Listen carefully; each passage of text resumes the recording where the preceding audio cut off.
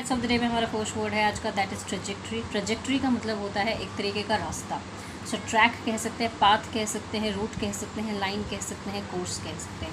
हमारा next word है आज का, दैट इज़ क्लैमर। क्लैमर का मतलब होता है चिल्लम चिल्ली मची हुई है।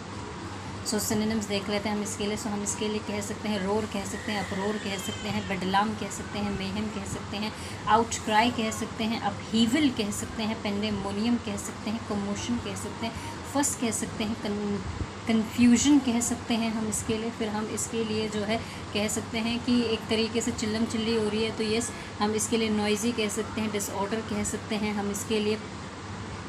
फिर हम इसके लिए डिस्टर्बेंस भी कह सकते हैं, पोर्टोबेशन भी कह सकते हैं हम इसके लिए। जो है येलिंग एक वर्ड होता है जिसका मतलब तो बहुत ज़ोर ज़ोर से चिल्ला रहे हैं, ये येलिंग कह सकते हैं हम इसके लिए। स्नैप्ड भी कह सकते हैं, हालांकि स्नैप्ड का मतलब एक किसी की फ़ोटो क्लिक करना भी होता है, बट स्नैप्ड का मतलब बहुत ज़ोर ज़ोर से चिल्लाना भी होता है किसी के ऊपर, तो स्नैप्ड बोल सकते हैं हम इसके लिए। स्क्रीमिंग कह सकते हैं, चिल्ला रहे हैं बेसिकली।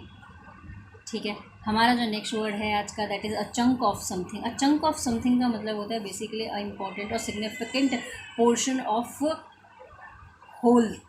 किसी बहुत बड़े चैप्टर का, किसी आइडिया का, किसी कॉन्सेप्ट का एक बहुत ही इंपॉर्टेंट पोर्शन आपने निकाल लिया, एक टुकड़ा निकाल लिया।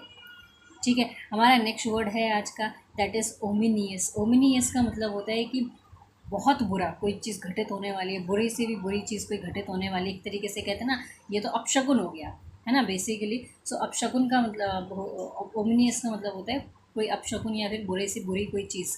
तो कोई जो चीज़ बुरी से बुरी होती है उससे बुरी कुछ नहीं हो सकती। सिनोनिम्स देख लेते हैं उसके लिए।